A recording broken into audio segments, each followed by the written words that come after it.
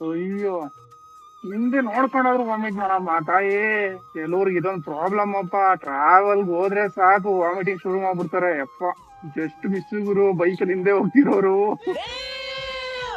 ಕೆಲವ್ರಿಗೆ ಈ ಘಾಟ್ ಸೆಕ್ಷನ್ ಇರುತ್ತಲ್ಲ, ಘಾಟ್ ಸೆಕ್ಷನ್ ಅಲ್ಲಿ ಆತರ ಆಗತ್ತೆ. ಅಂದ್ರೆ ಸುತ್ಕೊಂಡ್ ಹೋಗುತ್ತಲ್ಲ ವೆಹಿಕಲ್, ಅಂತ ಟೈಮಲ್ಲಿ ವಾಮಿಟಿಂಗ್ ಸೆನ್ಸೇಷನ್ ಬರುತ್ತೆ, ತಲೆ ಸುತ್ತಂಗ್ ಆಗುತ್ತೆ, ಆತರ ಎಲ್ಲ ಆಗುತ್ತೆ.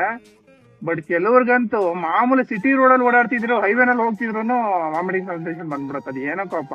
ಇದಕ್ಕೊಂದ್ ಸಜೆಷನ್ ಏನ್ ಗೊತ್ತಾ, ಅಂದ್ರೆ ವಾಮಿಟ್ ಬರ್ದೇ ಇರೋ ತರ ತಡೆಯೋದು ಹೆಂಗಂತೆ, ತುಂಬಾ ಜನ ಹೇಳ್ತಾರೆ ಜೊತೆನಲ್ಲಿ ಒಂದ್ ನಿಂಬೆಹಣ್ಣು ಇಟ್ಕೊಳ್ಳಿ, ಅದನ್ನ ಮೂಸ್ತಾ ಇರಿ, ವಾಮಿಟ್ ಬರಲ್ಲ ಅಂತ. ಒಂದ್ ನಿಮಿಷ, ಈ ನಿಂಬೆಹಣ್ಣು ಇಟ್ಕೊಳ್ಳಿ, ಒಳ್ಳೇದಾಗುತ್ತೆ. ಬಟ್ ಅದೆಲ್ಲ ಅಕ್ವಡಾಗಿ ಕಾಣತ್ತೆ, ನೋಡೋದಕ್ಕೂ ಚೆನ್ನಾಗಿರಲ್ಲ. ಆಮೇಲೆ ಹೋಗಿದ ಕಡೆ ಎಲ್ಲ ನಿಂಬೆಹಣ್ಣು ಕ್ಯಾರಿ ಮಾಡಕ್ಕಾಗತ್ತಾ, ಅದು ಆಗದೆ ಇರೋ ವಿಷಯ.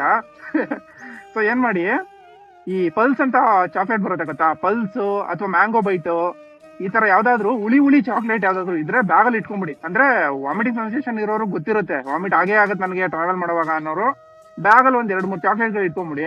ಟ್ರಾವೆಲ್ ಸ್ಟಾರ್ಟ್ ಮಾಡುವಾಗ ಚಾಕ್ಲೇಟ್ ಒಂದು ಬಾಯಿಗೆ ಹಾಕೊಂಡ್ಬಿಡಿ ಅಷ್ಟೇ, ವಾಮಿಟಿಂಗ್ ಆಟೋಮೆಟಿಕ್ ಕಮ್ಮಿ ಆಗ್ಬಿಡುತ್ತೆ. ತಲೆ ಅಂದ್ರೆ ತಲೆ ಕಣೆಯ ನಿಂದು, ಅದೇನೋ ಇದೆ ನಿನ್ ತಲೆಯಲ್ಲಿ. ನಿಂಬೆಹಣ್ಣು ವರ್ಕ್ ಆಗ್ಬೋದು, ಇಲ್ಲ ಅಂತ ನಾನು ಹೇಳಲ್ಲ. ಬಟ್ ಬ್ಯಾಗಲ್ಲಿ ನಿಂಬೆಹಣ್ಣು ಇಟ್ಕೊಂಡಿರಕ್ಕಾಗತ್ತೆ ಯಾವಾಗ್ಲೂ. ಚಾಕ್ಲೇಟ್ ಆದ್ರೆ ಆರಾಮಾಗಿ ಬ್ಯಾಗಲ್ಲಿ ಇಟ್ಕೊಂಡಿರ್ಬೋದು, ಯಾವಾಗ ಬೇಕಾದ್ರೂ ಯೂಸ್ ಆಗುತ್ತೆ.